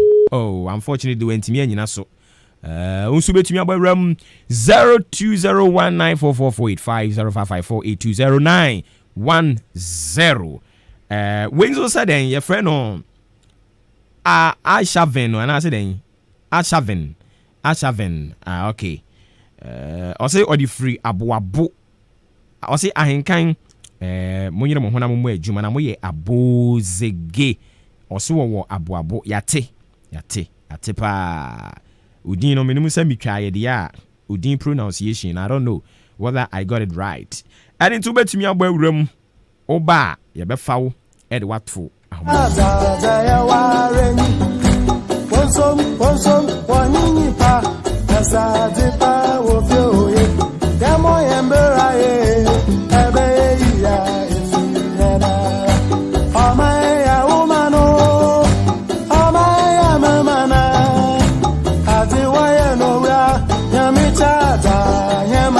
Rejoice efia bim edia ono so dia fa Facebook aba eni wo kire se ene me hwe nimu se omampani Akufuado say you have done not we will do speech from the president today. Hey asemo today I am expecting we have done not we will do. Also ono ni wo hwe nimu anase wo pese wo hwe nimu se beba ne se we have done yebeye o se yebeye eno no hwe ni mu se na no pe o mampani Akufuado oba beka nje se nkwan kro no asem dada no a yebeye plans are far advanced je se eno na rejoice efia bim o so wo hwe ni mu so mampani Akufuado ba wo bei wo de ebeba nje se bibi fufuru bia eniho na wenzo so kire se anopai de me hwe ni mu so mampani Akufuado Obeka fellow Ghanaians fancy Irene and wodi ebai obetumi abawram and then homano ye bibia wo something which is the 0201944485 0554820910 0201944485 and 0554820910 obawram a ye beje won so adwenkyere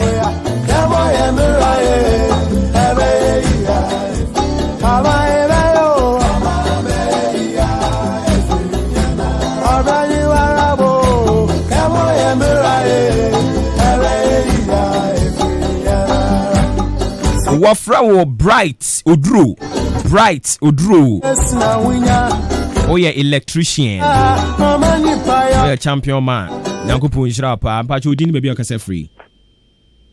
Hello. Udini baby akase free o. Nana Befi achim. Nana Befi achim ayibi. Yeah. Me pacho yenti o. Me imagine chire ni say Nana do yesre no. Was he waiting the second time or they might for road. Achim san ye kwan. Wo mo de wo mo nsaka. Na ofa. Emusie enfuturo de eye omo mo kwan no ho. Me de me head am me kwan no ho saa. No omo mo kwan no ho de nyame anim no kwase me de wo asma de onyame amwa mu ani ye de ne ekọ. Nti yesre ni say se budget no be kan yo se hwan no be yo ba mi ehu de ekọ a o mi ehu se ekwan ya ye de me yo wo si no si naniwa. Atemansa kwan omo modian no omo do omo nsakan enani kire ya omo fa kota ni bi emusu ansa ni nsi ato. Nesere mi ma bia me dia me wo ma na na adu ani. Wade sere dia ade tu nani mu ani. Ma de sere dia me de tu na na adu ani mu ani. Ti. Kono ma dia ye dia ni tu no so e be dia do kono kwa. Yenso ye das pa na be fi se wo bowura mu na sanso so na ye hwe nimu se omo be ye bibi e di afa odan SD kwan no nyamie nim ni nokure ni enye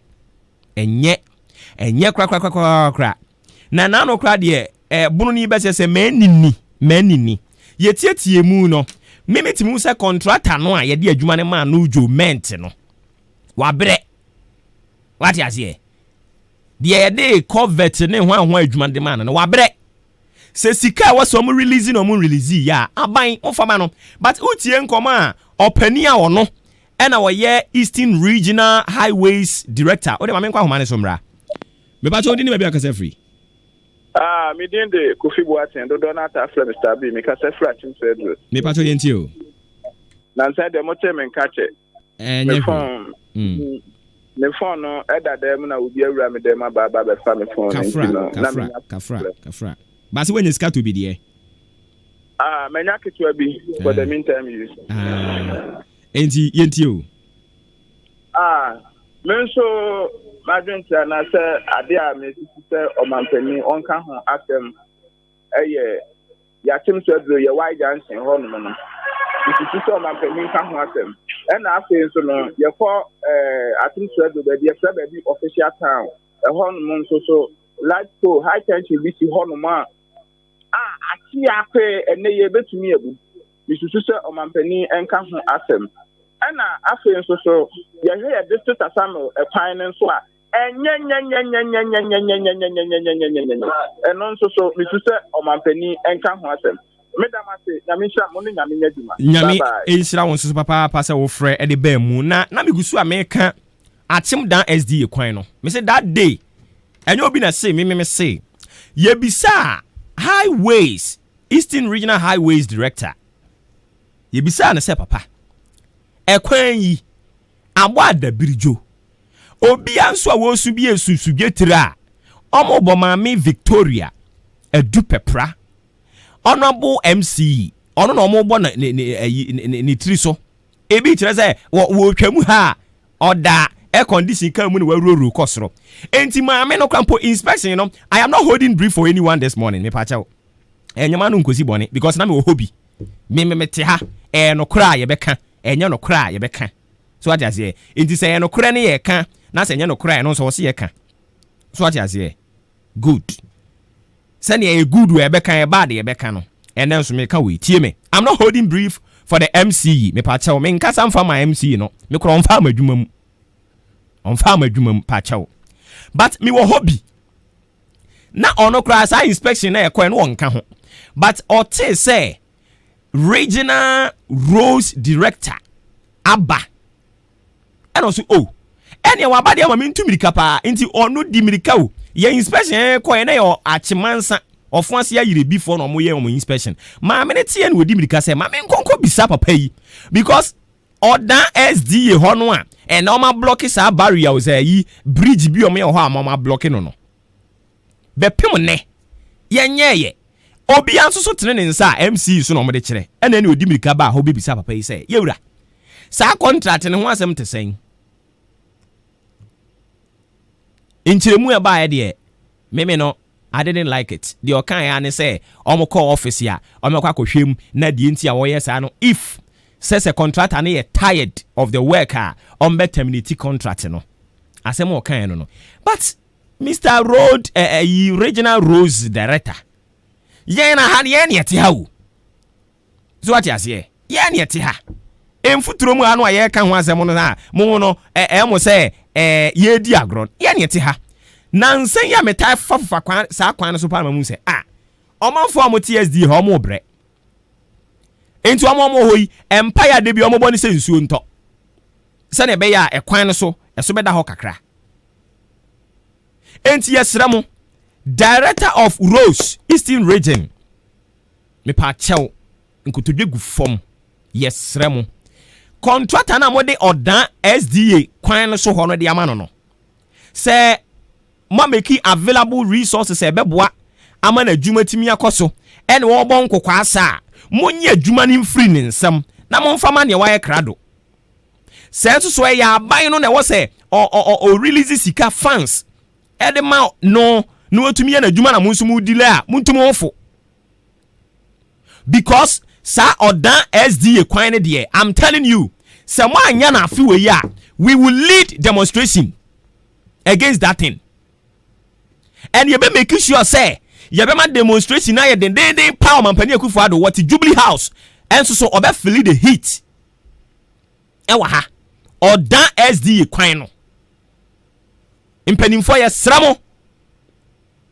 yesramo yenim say maami Victoria wo ye na famu de nanso so esro pa no a wo se mu release sika wo se mo ye supervision o se de be adwuma na mo ye o mesramo mo hwe na mo nye contractor Jomet yebo within say ya won ye de sa contract bi a hye mfimfim ho de ama yebo within that day no mo bo within me pa chew say ya release funds na ADWUMA ensa dansayem enkotodwe gu fom hwe na ye sa kwan ne faman because enye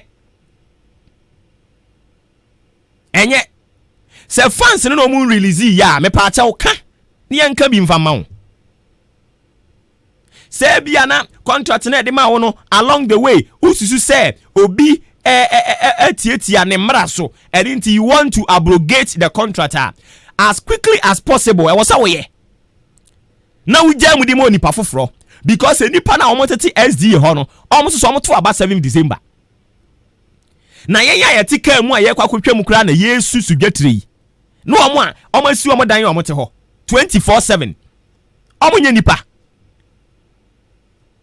na Ghana be kra ne yechekere a yesi edi 64 years enso so se wo haw bi e wo ho no mu a ne ayenhwe ha se MP bi ankowu ho DCE president baby anase pani bi ankonya amane wo ho a we are not ready to do something about that thing. What kind of a country near government say selective any dey to aman mu mi bi saw say MP oyeni pa de ten obi ono ne ordinary citizen a okoko join queue eto abadema MP no Debbie, we are all human beings. So we are politician now occupy position bi a opa blade ne twa ho anopai na bra be twa me ho hwe se me de ne nsuo ne bepia ba we are all human beings and it is how be wo ho no mo a mo hwe na mo nya bibi mfamfa ho and that day ye toye I was with kwadwo ponkroma ye besra no ye ra kwadwo ponkroma nyamia ya adom ama sei onso ka bia eso wonsunsanso wo man mu ha you are close to the president now the yankopon ya adom a Wednesday watchna we will look at Eastern region yakwan akwantantan open headquarters ya Eastern region adana ye boy ho abrosa. How can we say we have a sitting president but yet you come to Eastern region Rosa deteriorated hanamu na obehunu no akwanya say Eastern region meanwhile no yenya mpanimfo bi akwa aban mu mpanimfo anya ho hwe wanya ho hwe yo yenya senior minister yenhunu hwe come to odan akwanfo bra asene ne mpotam wom kwado mutiri ye Omanya contractor bi ama wasesa ayi die gugugu omo hɔ no mama omo. Bra ayi aboabo ha. Ekwan fonsa. Odi afiri atem mpotem kokwawu. Baby abasa kosomenya. Baby abasa. Meanwhile, we have a road minister in this country. Minister from Eastern region. Road minister of free Eastern region. I don't know what you have at Etiwa West. Eastern region. Your minister of roads yet come to Eastern region. I think say it is about time we speak the truth to the leadership of this country. It is about time we speak truth to them. We cannot continue to sit down. Now everything has become a rhetoric. And I keep saying, send ye no.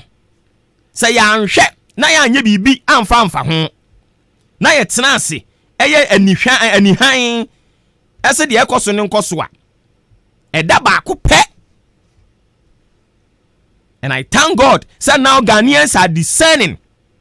And it's gone are the days here. Now mu dimirika. Now mu de bentwa. Now mu dimirika. Now mu de akakaduro. Now mu de abeda ada nkrofo no mato aba de mama no. Say asesa. Me say ayi den. Asesa. Asesa. Say sa de ni hobiem. Eni hobiem o. Eni obiem nti dia mo ye bia mo mani na ho na mo hwe na mo nya ne yie asem a make kan de bia ne se so mampani se this second term the part 2 of a year of roswa ye be sere mpanimfo omo make sure say Eastern region omo ne bedi na ye di ne yie omni endi ye because yentumi ntina ho what you say yentumi ntina ho e ma monko so a eye ofroso na ye wo a whole minister of roads e wo Eastern region yet ye kwa anya papa na mo so ye fa anya mo ye fa anya mo Apua mantemfo binom timi bio ma no ka se yen ha de wo de sebi aboa ponchimpo begina ha ye beto aba ma no in the name of MPP ya fanya mo ya de ba ya mo si ade ya ona nya o ya nya ofaye ya de ya ona nya o ya de eja ofaye because ye unu si wani je ho what is when you ho? Yeah,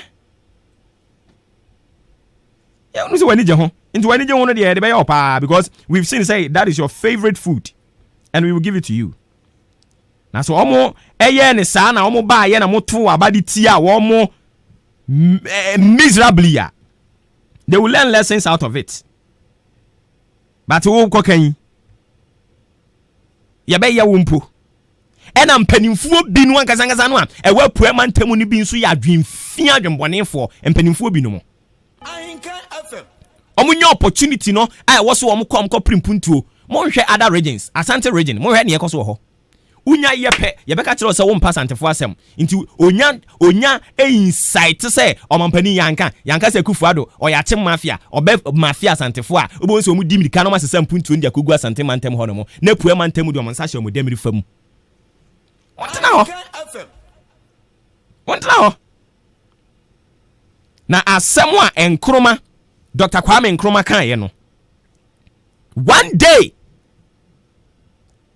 ye de enka se brode enhye ne ne dwo dabi enka sa. But I would want to repeat or quote the words of Dr. Kwame Nkrumah.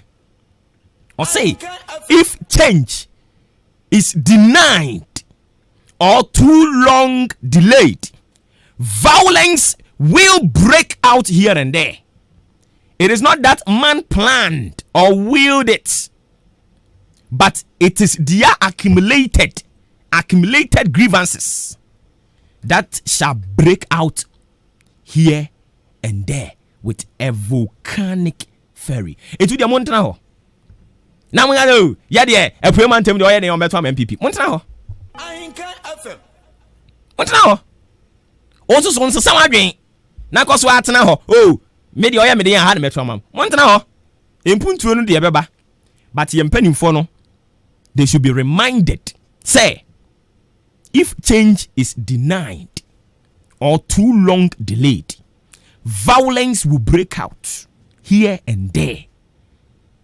It is not that man planned or willed it. No. But it is their accumulated grievances that shall break out with volcanic fury. Keep it in mind. Namunya change of mind. Enko for message on the making can farmer woman. Me say Odan SDA kwano so anya me I will lead a demonstration against the leadership of this country. Because in Nipa no motete SDA ho no omo me nipa ma they vote omo join the queue koto aba we so say yeah say den no ko fio any a friend no or the frachima boabo or say send ya wokasa na manager ho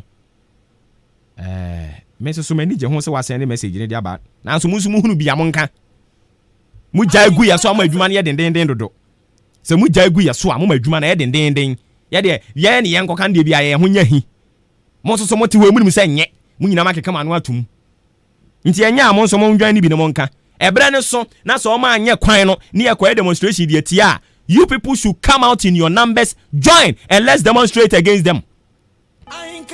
Amuntu mi mfa medwafo nya nkoa de bia wo na pua mantemu ye koto aba bia ne edimirika ne akoto ne bom because you see Anthony bom ni atone bom ya to ne bom wi afa ye hunu empuntuo bom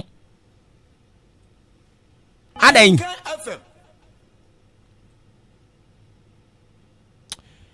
wey edia odi aba ma menken kama na fe me sorry so the free achima benasi kofi or the free achima benasi no dey buy say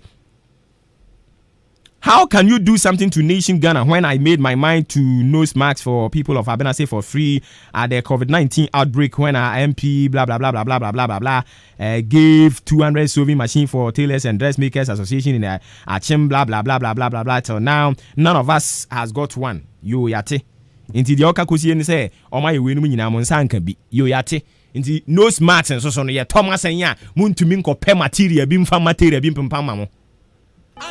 Do something for yourself. I've been telling you. Do it. Or mind be called anymore. A group of people. So yenina we didn't the ban we didn't the aba near kabum. Me pacho yapon fanyum no tum yenko.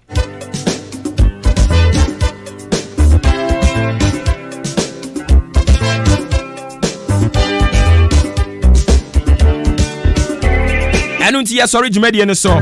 But before we go, I send Ghana Semen Control say AB na open scholarship at the atwa this year so. Where we O level, A level, and I say WASI, SSCE, ABCE, GBCE, RSA 1 and 2, and I say certificate be any crown or person further education. Na me come for I send Ghana na diamond. And in the courses I and a don super. Yadimun Komoda that marketing management, project management, managing travel and tour, managing health and safety, human resource management, oil and gas, banking and finance, accounting and finance, business management and administration, business studies, journalism and media studies, maritime management, hospitality management, retail management, yes, science or non-academic programs, Ebine, political science, microeconomic and policy analysis, home economics, mass communication, occupational health and safety, public relations, project management, business law, and finally, security and risk management. I send Ghana. Our city of business and finance. Free. Integration and so for me. When did you want to for forms for Henkan FM front desk 50 Ghana series number in 0540 671 681 0540 671 681 and 0202 783-172 0202-783-172 and the number of friend penny for my Joso. And until Ebiana Obi Tete Obi Haha Obi Diweni Obe Fresh 0557-266-229 0557-266-229 and the number of friend na yetumi ababe boawo na enema nyina timi akoso kama maame no ayede ne hya ase a ne makodi baabi yempese obehunu no nyame adom akaka kra bi na asempa aba se asempa ba yede ne beba ha na ono ankasa ba beka ne nsem yegusu a yedi akyi nti nso obi a 057 266-229 Freying na fi yeni hujuma enfama on behalf of the team Odi ahenkan kwame yeboa kwejoba for Zigibi wo frame Obuoba Ofori Amanfo ya sorry so na ya pevu way e de ama adwuma KWABENA COSTY na ono so aba beto aso e de ama mo until see ebesa hia wo kina no ne ameka nie hwe ho so yie wo hwe ho so yie na Yesu bamu a utumi nyini che Good Shepherd Believers Church. Yeah, my members in good morning. Sanso so na osofo bedi akon one wo yire. Yeah, ma wonso good morning. Makramo.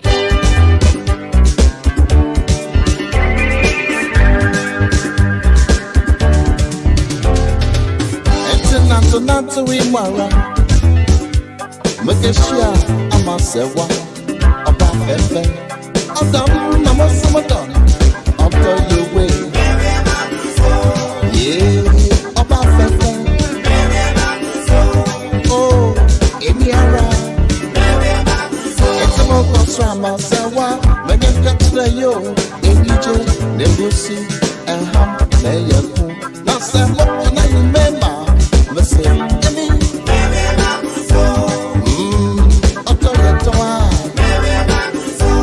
Oh, Emio.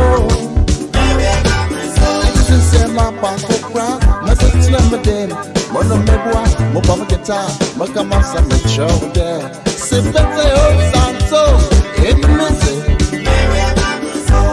Yeah, emio. Radio papa, abonzeke. Thank you.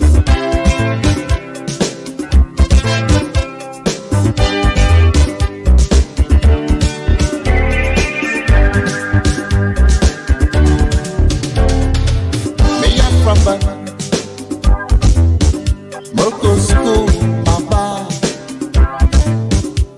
Maakye, Chida, Emi. Emi around. Oh, Emi oh. Imo professor. And now that's my. Maakye, Chida, Emi.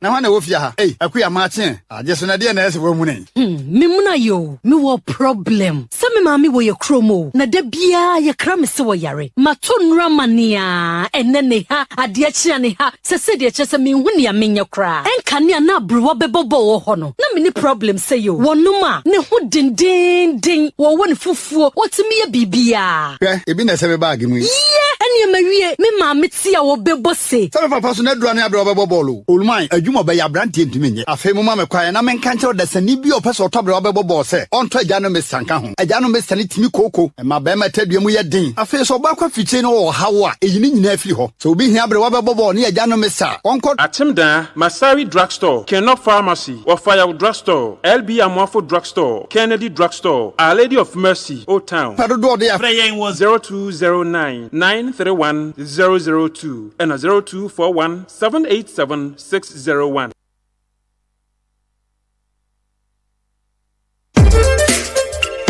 wanyama de ama me be nsuo mi nsuo say dear me fear higher dem me kuna your best man say dear mani ajampa esa ne best man capsules amensaka no enua hini haba mani ndutan papa bi ene dia ye best man capsule enti free neko best man capsules enti emema nyina ye free say yes is yade ye best man capsule say bema wa ho odi abafo ana wanya premature ejaculation best man say ye low sperm count ana bema ontime nyuso yi prostate cancer ana syphilis ne gonorrhea enam yare bia oh best man ne testicular cancer and penile cancer best man capsules to us yesesia enti member ye free best man capsules do papa is child herbal center Obuoba Hansa Street and the best man capsules abadwaso enti we ye bema entra ho ma yade mu bia eni unyada obo adwuma ama wo yama wo se de me de agi chimiswe obanya bia to e wo ba bia to nro bia Ekoko Owuskobi Pharmacy BB Chemicals Ebenezer Chemical Shop Hillside Pharmacy Fab Drugstore Empire So ASM Pharmacy Enyinam Aboko Drugstore Achimoda LB Amanfo Ochiniba Drugstore Amanfo Drugstore Tumesi Drugstore Kennedy Drugstore Kofisco Drugstore Anafi Always Drugstore Kade Martin Kumi Drugstore New Abrim Hotness Chemical Shop Koforidia Gapsin Pharmacy and Delight Pharmacy Accra Case Walk Herba Kumasi Polinak Herba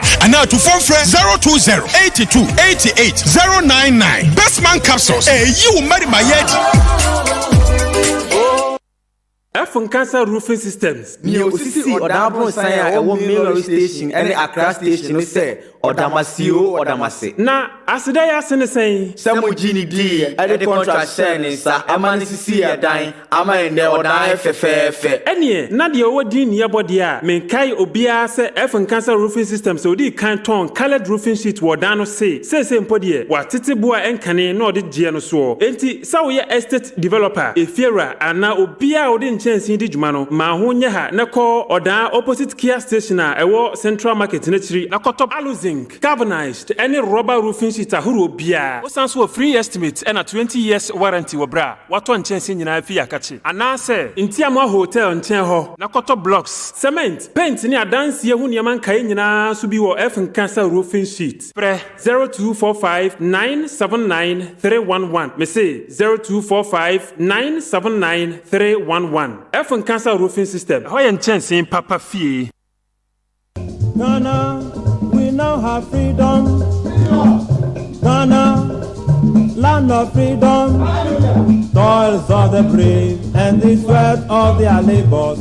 Toils of the brave which have brought results.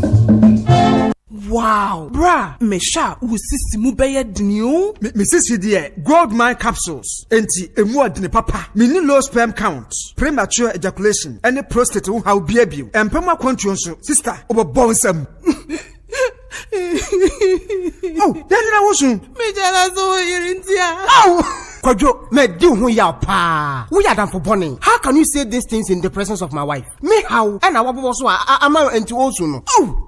And you compare gold mine capsules. And be draw ye member what you feel doing what trade cro and F and B. Sound. Now do so a flow ye. Nothing so what bojuma abo beye niaji. Eh, gold mine capsules. Na many biato wa. Pharmacies chemical herbal shops. Just Bora Herbal Center and Waye. From 0244 956 710 and 050 880 4674. Akimoda, Chiniba Chemical Shop, Kennedy Chemical Shop, always.